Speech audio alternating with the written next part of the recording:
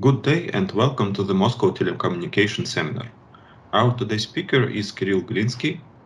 Kirill received his bachelor degree in applied math and physics from MIT in 2020 and is currently pursuing his master's degree while working as a junior researcher at IITP. His current research is focused on 5G cellular systems, and today he will present us his talk called Data-Driven Channel Adaptation Methods in Cellular Networks. Kirill, the floor is yours. Yeah, thank you, Vyacheslav. Yes, topic of my talk today would be data-driven channel adaptation in cellular networks. So first, I'll briefly outline the agenda of today's talk. First, I'm going to shortly explain what exactly is channel adaptation methods and why do we need it. Then I'm going to give some broad description of channel prediction techniques. Then I'm going to go over the implementation and evaluation challenges of those methods and techniques, especially focusing on some cases that were worked upon during my bachelor's and master's degree at MIT. For example, specific cases of channel prediction dedicated to ultra-reliable low-latency communications and massive MIMO for those ultra-reliable low-latency communications. And finally, will sum up and conclude with the conclusion and briefly outline the possible future work in this direction. So the idea that the channel changes and one can adapt and change the transmission parameters isn't really new. In fact, it's quite old. It probably predates any modern, I'd say, cellular network technology. For example, even papers from something like 1960s already already proposed the idea that some regulation of parameters should be in order, and those parameters should be regulated dependent from some parameters like noise to signal ratio. However, some people would propose that, well, why should we do it? We just select the most robust modulation coding scheme. We ignore any changes. Well, why shouldn't we do it? Well, the answer is, of course, that that would obviously result in much poorer quality of service. For example, if we use the most robust modulation coding scheme, we will receive less data as the robust MCS, and therefore we will lose the channel capacity. On the other hand, if we select something like a less robust MCS to give us more of that channel capacity, we will receive increased overhead from multiple retransmission after each failed frame. And also we will often miss deadlines, and overall our latency can be quite poor. However, if we can predict the channel, then we can adjust these parameters according to this channel in the future, and therefore solve at least some of our problem with it. The simplest, of course, idea is to just use the last known channel measurement.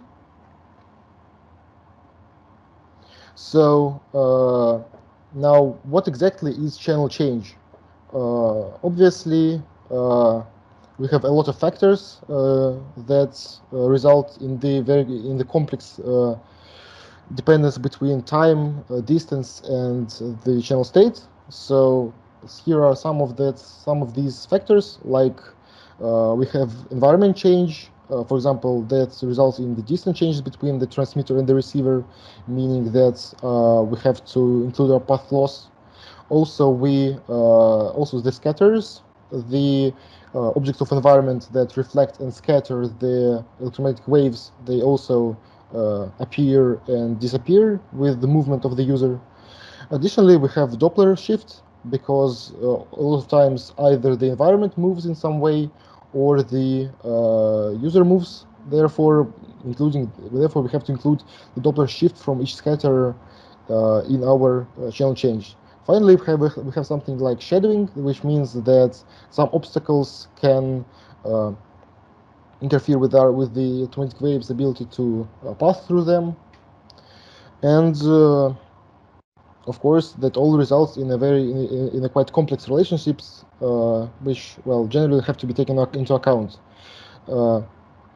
the way that generally, on the other hand, the way that the cell station and cellular networks generally work with these complex changing channels is by using some sort of channel state information feedback. Basically, one side of the transmissions sends a known signal, often called pilot signal. The other side receives the channel, and by the way that this signal changed, it can find out what is the channel state, and then sends that feedback back to the other side of the cellular communications. For example, in cellular networks, there are many of these signals. Some of them are sent in downlink, some of them are sent in uplink, but the main gist is the same. Now, where is exactly the place of channel prediction methods in the big picture of cellular network mechanisms? Of course, channel prediction relies on ways of channel estimation and channel feedback to give us the data from which we can work. On the other hand, when we receive these predictions, they can be used then to select modulation coding schemes. They can be used to schedule transmissions ahead, select precoders, and overall they are used in the further processing steps.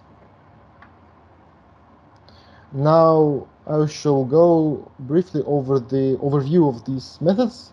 Generally speaking, a lot of papers split the whole very broad family of channel prediction methods into two notable approaches: the so-called model-based one and data-only, or sometimes called model-free. The second one is a bit misleading because both of these approaches actually do use some sort of modeling to predict the channel ahead, but the difference is that the model-based approach uses assumptions about channel structures, like for example, each scatter is a separate sine wave, and if we find the parameter of those sine waves, we can try to fit the parameters of these sine waves and then extrapolate further. On the other hand, we can think that, well, it's likely that the previous measurements are at least in some ways similar to the one that shall be in the future. So we can try to find the next channel predicted explicitly as function of previous ones. And that approach is called sometimes data only or model free, because there is no explicit channel model underneath. For example, first I'm going to go about the model-based approach. Generally speaking, these approaches are often based on signal processing technique. For example, those are esprit. This is an acronym of estimating sign parameters from rotation invariant transform, or multiple signal classifications, which is an acronym for music. They use the properties of autocorrelation matrix of the channel state to estimate the each sign parameters. Also, there is a more explicit way that's called prone-angular delay that also aims to directly compute these parameters of each sine wave. So here are outlined some advantages and disadvantages of these approaches in theory. So the first advantage is, of course, that if the clusters or scatters themselves change slowly, then we potentially could have a very long prediction horizon. We just have to extrapolate for the third time ahead. Also, we have very interpretable predictions. They are quite easy to explain. We know the parameters of each sine wave. And often these algorithms have very solid mathematical backgrounds. They have some warranties on how they will converge, what would be the performance under some number of channel states, channel state information samples. On the other hand, they often require solving some computationally heavy problems from linear algebra, especially in cases with large MIMO arrays or when we have a lot of scatters in our environment. And the fact that since our environment can also change with time, just the user moves away from the previous environment to the next one, that means that the outdated environment model will introduce significant error into our prediction. On the other hand stands the model-free approach, which predicts the next state by explicitly using some function of previous samples. There are, generally speaking, many subtypes of these model-free methods, like simple ones, like linear autoregressive models, the formula for which is given, or some modifications like autoregressive integrated moving average, which also adds moving average with certain windows, some approaches based on Kalman filtering, and recently, with the advent of machine learning in telecommunications, a lot of neural network-based methods have also been tried, and they are generally applicable in this category, like simple feed-forward neural networks, the convolutional neural networks, or the recurrent one, which implicitly model feedback. As they are very broad, it's much harder to outline the specific advantages and disadvantages of this approach, but generally speaking, they tend to be less computationally expensive even for cases with neural networks than the heavy signal processing ones. And generally, they do not suffer that much from outdated samples and outdated model. So now I'm going to go over the comparison of methods. So, of course, there have been multiple papers dedicated to the comparison of model-free and model-based algorithms. Like, for example, the paper from 2007, which is quite old by today's standards, but the channels themselves aren't really changing that much. So, yeah, and the key findings of this paper was that autoregressive models proved to be superior in more modern complex channel models or with real-life measurements. And additionally, the computational burden was too heavy for model-based approaches in wideband channels as opposed to the original use of them, which was for simple like free space pass loss scenarios with relatively narrow band channels, like for example, like those used in radio technology or some free space communications. However, it should be noted that recently, with the fact that the computational power of base stations grew exponentially, modern papers sometimes resurrect the old methods, as sometimes the additional burden of computational resources can be tackled. And for some approaches, the model-based approaches can compete with the data-only methods. It should also be noted that there is a significant challenge in data-driven algorithms. Generally speaking, that is that unlike a lot of other areas where machine learning took hold, there is no real unified benchmarkable approach. So unlike, for example, tasks like image classification or machine translation, where we could have some data sets that would be freely available and everyone could use it, there are a lot of hurdles in the benchmarking the wireless channels performance. So, of course, the first question is, do we use real or simulated channels? If we simulated, what sort of channel models do we use? Like, do we use the simplest JX channel model where we have a lot of scatterers which are just uniform distributed across the whole circle? Do we use some more complex statistical geometric statistical channel models, or even probably the most complex of them all, like real-life ray tracing models?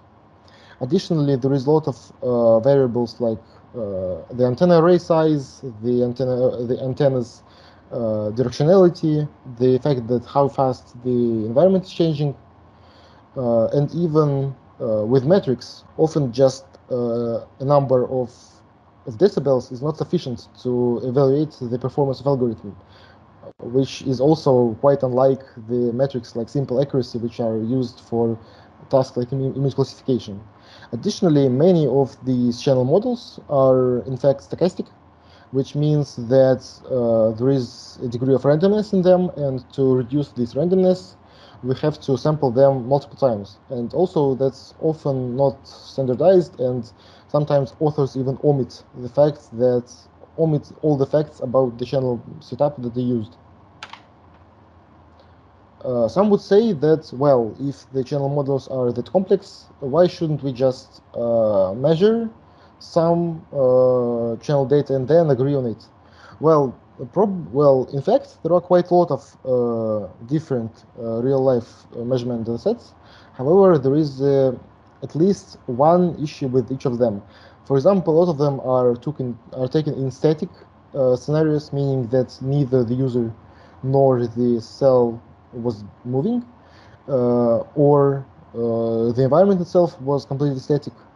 Oftentimes they provide insufficient granularity, meaning that the sampling rate of the channel itself is quite small. That's often the problem of measurements with commercial devices like phones, tablets, or Wi-Fi cards, or modems, or sometimes they are small scale, meaning that the measurement is taken for less than a few seconds, and that of course isn't sufficient to either for those that need some rare events to be captured in this dataset, or for those that will evaluate the effectiveness of the algorithm over that need to evaluate the effectiveness of the algorithm over a much longer time. Here I'm giving a few reasons why these issues do persist. A lot of and the problem arises with the fact that the modern day cellular networks are used generally in licensed spectrum, which means there is you cannot really transmit by yourself in this spectrum, and all cells are property of your cellular operator. So unless you are working under this cellular operator, you can't really influence the transmission parameters, which means that for most of the research, the only viable way is on-device measurement or moving from licensed bands to unlicensed ones. For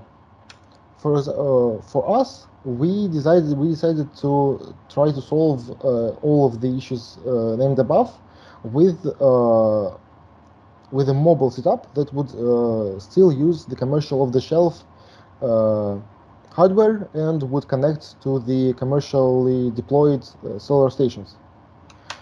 So we based it on the SDR design named Lime SDR and open source SDR implementation for solar networks like 4G and 5G, and added our own functionality of recording these data with high enough granularity, and took a few measurements in various scenarios, like a pedestrian scenario and the scenario of moving in a vehicle. It is interesting indeed that then we compared the results obtained with the results that were used via channel modeling of the 3GPP standardized channel models like extended pedestrian and extended vehicle. And while indeed the overall view of the channels were similar, of course, as 3GP didn't take the measurements in Moscow, of course, there was some induced difference, which of course would have resulted in different results if we took one algorithm and measured it on our channels, and then took the same algorithm and measured it using the channel model of 3GPP. Now I'm going to go into some specifics of our work that was dedicated to the channel adaptation, specifically in the field of URLLC. So channel prediction in URLLC comes with its own set of challenges, as after all, the quality of service requirements for URLLC are much more stringent than any other, like much smaller PLR, packet loss rates, and much smaller delays.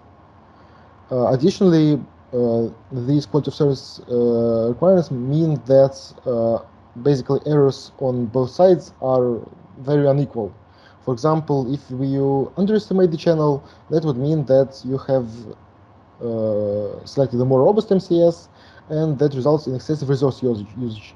On the other hand, if you overestimated the channel state, you took a less robust MCS, you lost this frame, and now you're going to miss the deadline, likely, and which could be crucial for some of the deployment scenarios for URLLC, like autonomous cars, smart grids, telemedicine. Additional problem for the data-driven methods is that those rare events, which could be 1 in 100,000, are really important on the one hand, and on the other hand, they are really hard to notice because, of course, they are quite rare, which means that you either have to specifically search for these events, or have just a very very big data set to have those events in it.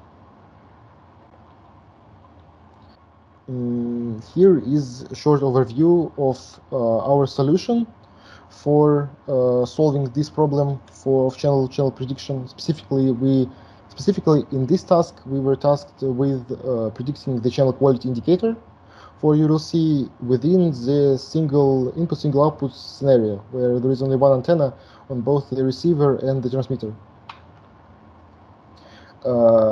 In fact, as the requirements of URLLC include very tight deadlines, we had to perform specific improvements to address this latency, like integrated the channel prediction algorithm entirely in the SDR framework,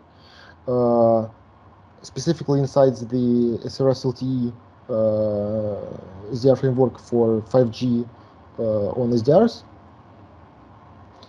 And here is the specific the overview of the scheme of the developed testbed and the developed algorithm which is deployed in hardware. So additionally, as the problem that I was talking before, the problem of both rare events and the problem of unequal risks with underestimating and overestimating means we had to take into account these unequalness, and we solved this unequalness problem with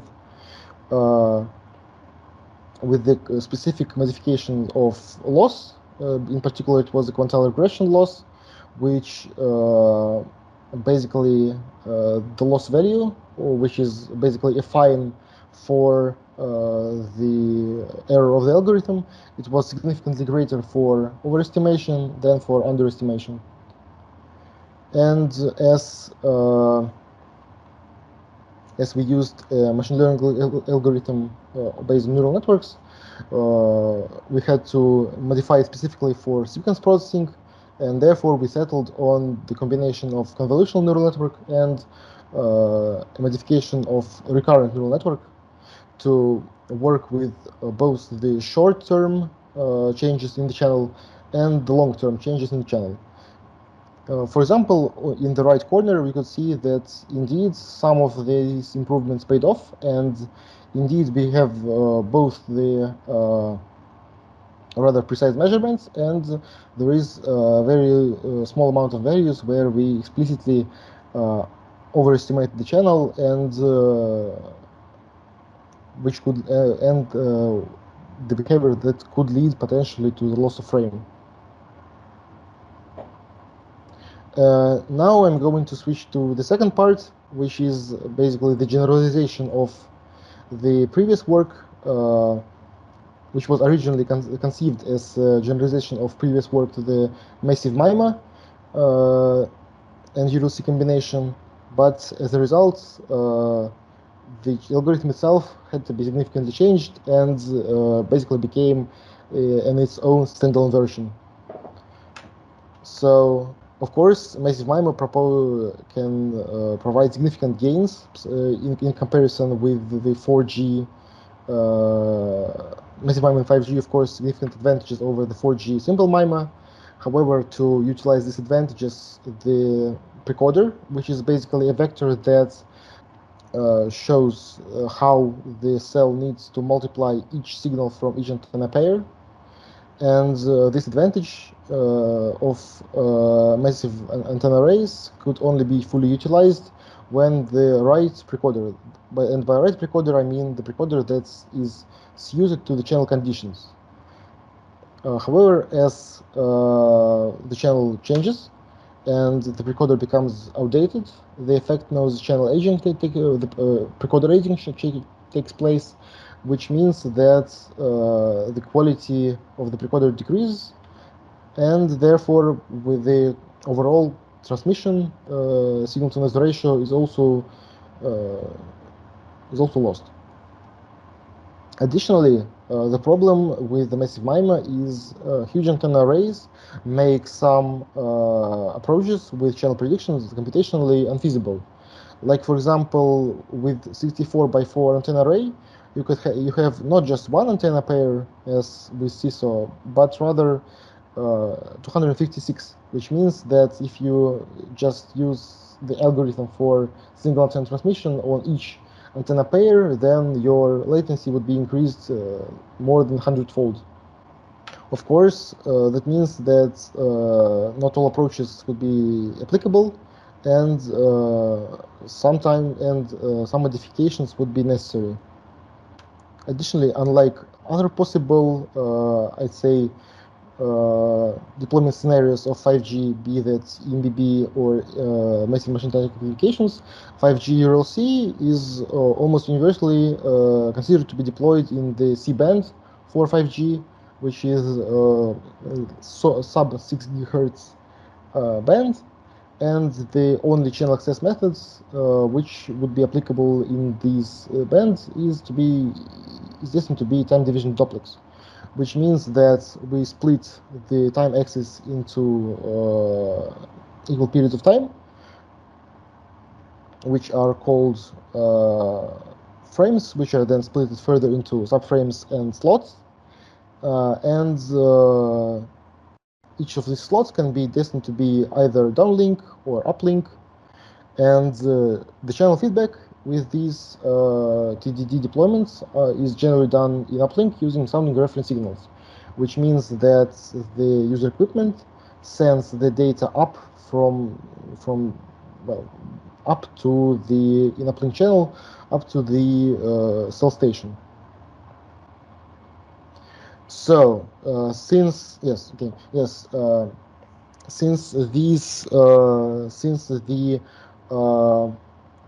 and of course these signals, sounding reference signals, of course they can't be in each slot, as that would result in massive channel resource waste, and therefore of course we would have much less data to transmit.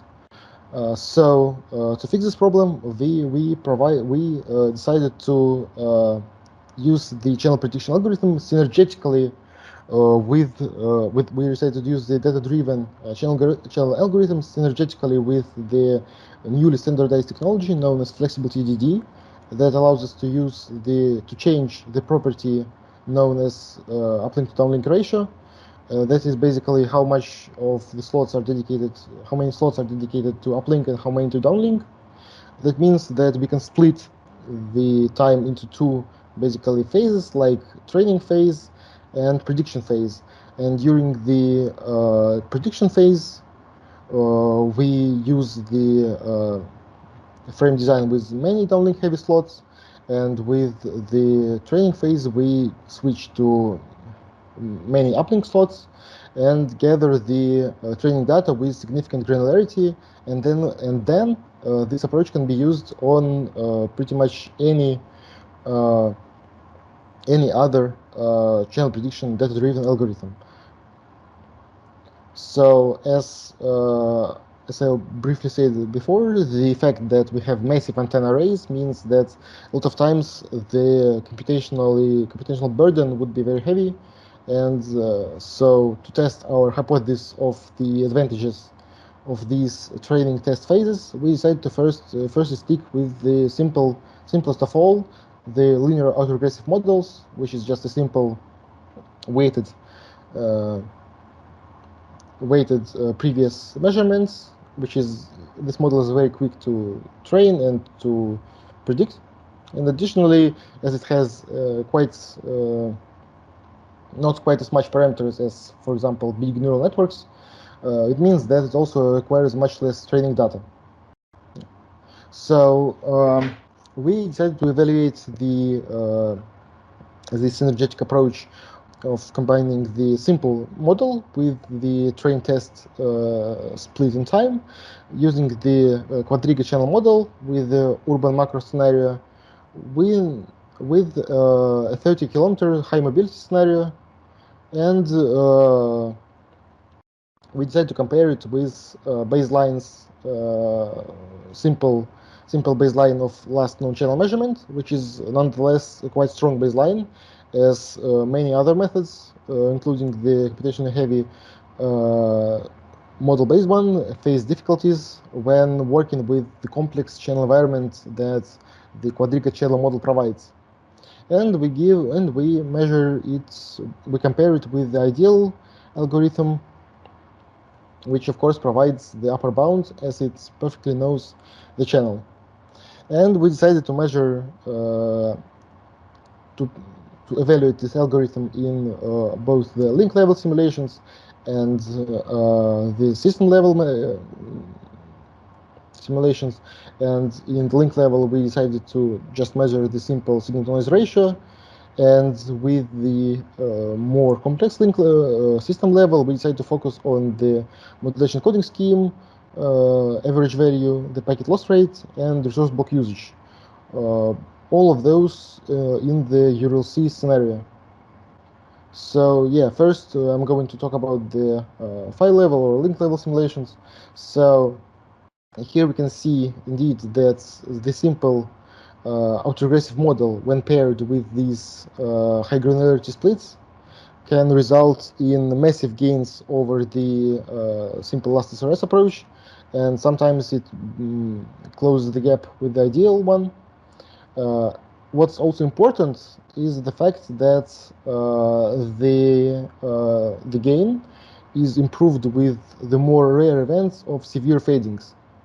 Like, for example, we at the probability level of 0.5 at this CDF, we can see that the gain is less than 3 dB.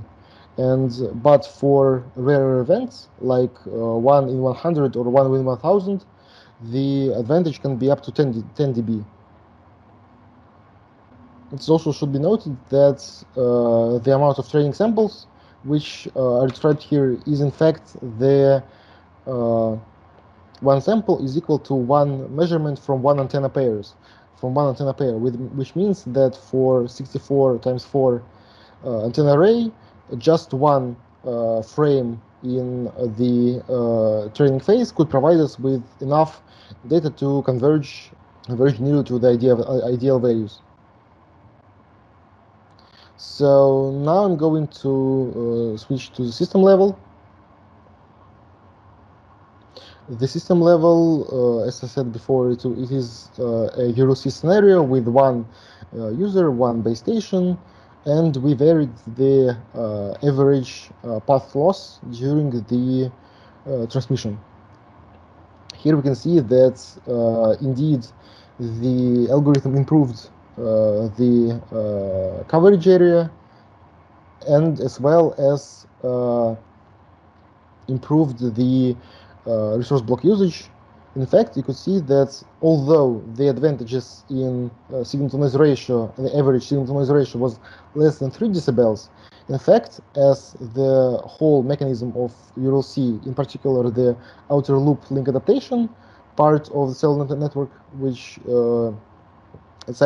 tries to cope with the channel outages by conservatively moving the modulation coding scheme until it's prepared for rare events with some threshold. In fact, that means that the algorithm prepares the network for rare events of outage, of severe fading, and the fact that the algorithm itself is especially effective at these rare events means that the average gain is again much greater than just the simple average signal-to-noise ratio. For example, here we can see that the similar levels of resource block usage are observed nearly 10 decibels later. Indeed, here we can see the comparison of average signal-to-interference and noise ratio on user equipment on the right plot, and on the left plot we can see the average modulation coding scheme. which generally corresponds each additional value of modulation cone scheme is approximately 2 decibels. And here we can see that at some values we have while the algorithm itself dropped, while the new algorithm drops to around 5 MCS, and the naive and the simple last SRS algorithm drops to 0. So now I'm going to simply to conclude the first my findings and then go to the more global conclusion. So, of course, the advantage is that indeed the use of this train test methodology can significantly increase the signal-to-inference noise ratio, which means that oftentimes it's a very synergetic approach to use both the functionality of the cellular network and some novel or perhaps some simple algorithm. Also, in fact, that the simplest models should not probably left to die on themselves, as their advantages are simple deployments, low computational complexity, and the fact that they need much less samples to train. And for URLLC, the data-driven algorithms need to often emphasize their performance in rare events.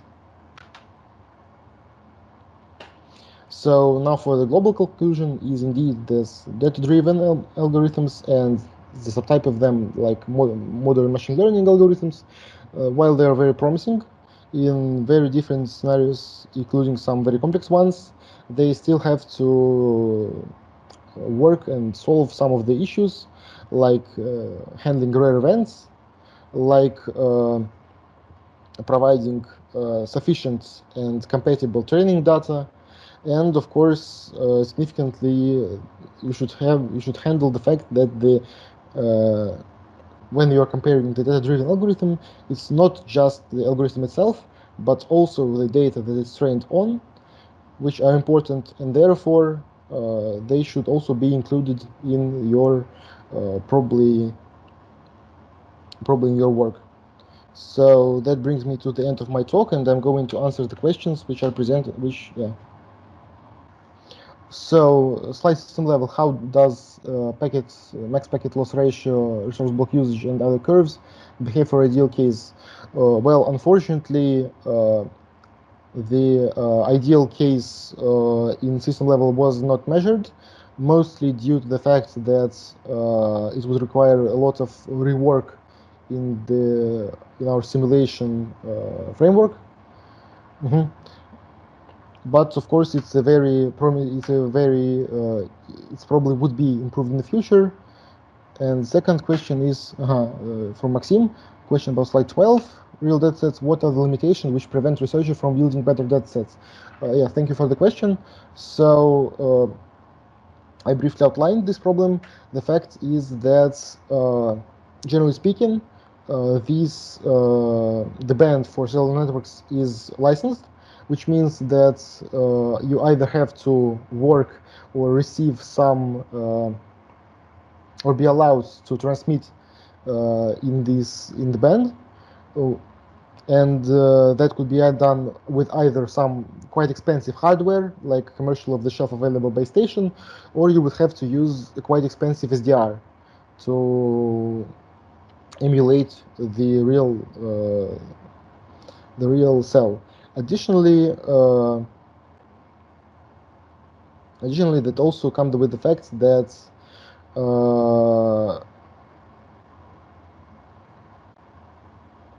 that the hardware itself is quite expensive, and additionally it's often either cumbersome to transport, or it has some power supply requirements, which, for example, limit its use in scenarios of high mobility. But overall, I'd say that the biggest disadvantage of measuring channel data in cellular networks when comparing to the Wi-Fi is the fact that the spectrum is heavily licensed, and violating these limitations would result in, I'd say, a significant amount of flow problems. Can I ask a question? I want to just step in because my question is related. So to continue this topic, if we as researchers cannot deploy our own systems in the license spectrum, why wouldn't the operators or those who have the license why wouldn't they provide some large-scale experiments and share their data with the researchers to improve their networks? Well, an excellent question. I'd say that it's very likely that the big cell operators or the big vendors of these equipment, they definitely have those measurements. However, why they do not like to share it, I personally do not really know. Perhaps it's some sort of company policy. Let me add just one comment about this. Actually, the operators and vendors share this data on 3GPP meetings. So inside 3GPP, they are available, but not in detail. So some plots are available in the reports, but not the entire data. So.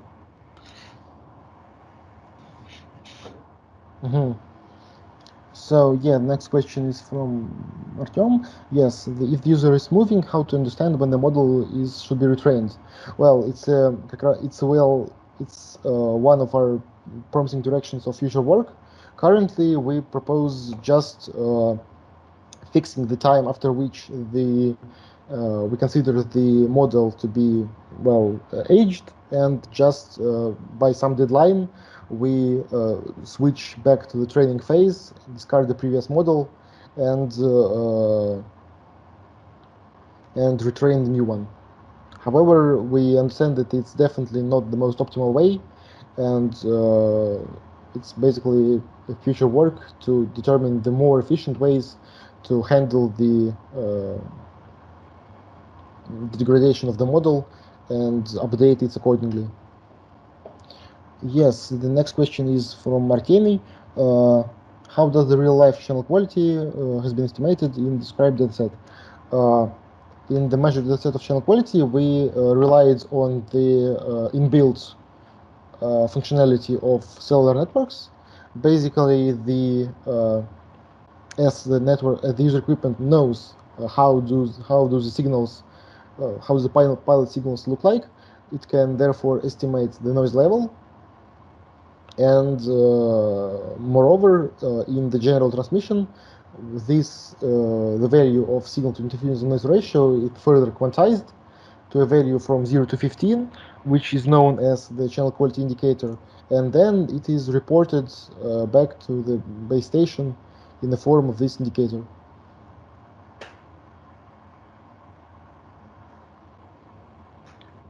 Thanks, Kirill, for your presentation. Could you please go back to the slide, to the last slide of the first part, when you describe some properties of the collected data set?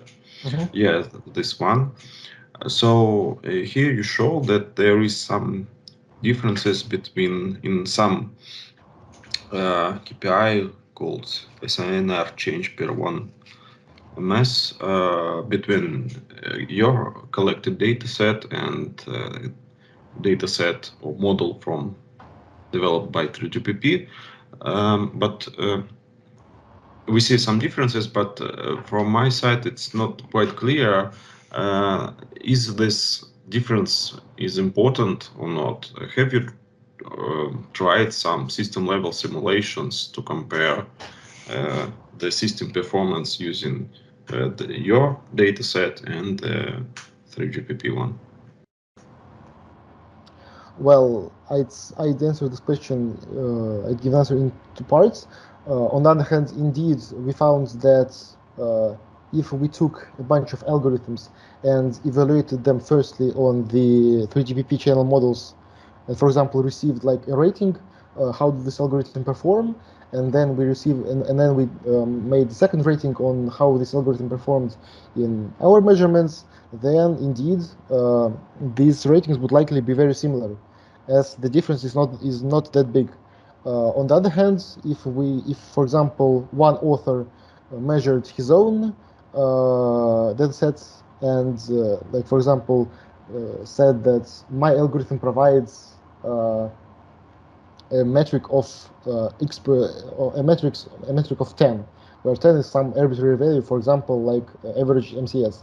On the other hand, another author took the other standardized 3GPP model, ran his own other algorithm, and received a metric known same metrics value of 12.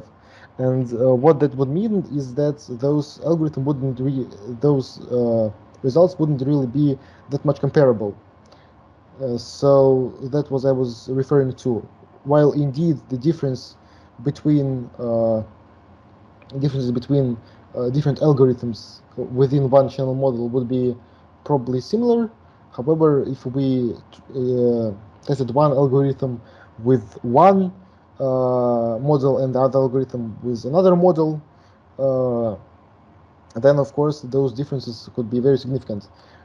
Generally speaking, it's not really that common for experimental evaluations to stick to this methodology. However, it's quite often that there is some simple parameter in the simulated channel model which one user, for example, makes it equal. For example, one author could use one parameter for the channel model, while the other user would use the other value, and they wouldn't really even include the fact that they changed this value in the report, just because they forgot, or for example from version to version the value of this parameter changed, and then they would receive the different values of the algorithm and the different gains. Okay, thanks. One more question from my side. Could you please go back to the results, to your final results? So here you compare one of the simplest solutions like last SRS with the solution you designed. Have you tried some other solutions, maybe not so complex like model-based you described, but maybe also some simple like last SRS minus several dBs or minus several MCSs? Yeah, I'm going to answer this question. Yes, indeed. Indeed, we did compare it with the more, not with such simple, but rather the more complex algorithm. Indeed, however, because it's a prediction for the channel itself, it's not really that simple to design a more fitting baseline, and not to go into some not to go into some more complex approach. So indeed, we did compare it. However, as we found out, the sometimes even complex approaches are not providing significant gains over the last known measurement. So for those simple plots, just for the seminar, it was excluded. However, this other more complex algorithm than simple last known measurements would be it will appear in the final version of the paper, which is now under review. Thanks. After this discussion, I had actually one more question about the results. So here we compare some data-driven methods with algorithm-based methods. And as far as I know, we can mathematically prove some performance of mathematical algorithms, while we currently cannot do similar thing for data-driven methods. But I was wondering whether the results provided by data-driven algorithms can be interpreted somehow to extract the data and the ways they manipulate it to understand what is crucial when estimating the future evolution of the channel. Is that possible, in your opinion? Well, in my opinion, yes. As I've mentioned before, the model-based algorithms have it explicitly shown in, for example, the way that the sine waves with their coefficients are found out. I'm sorry. Yes, here it is. And for the test-driven algorithm, I believe it's also can be used. In fact, for example, even for a simple linear autoregressive models, you could take a look at the coefficients, and for example, find out that how the way the channel is correlated, how it has or perhaps hasn't some properties like quasi-periodicity, or how its noise, I mean by noise I mean true white noise component. Well, basically how much or how small, how big or rather how small it is. So indeed, generally speaking, most of the channel models, most of the driven channel prediction algorithms give at least some degree of interpretability. Okay, I see. Thank you. Mm-hmm. I guess that's all for today. Let us thank Kirill for his interesting talk. I also want to thank all participants of the seminar for joining our seminar and asking questions. See you. Goodbye. Yeah, thank you. Goodbye.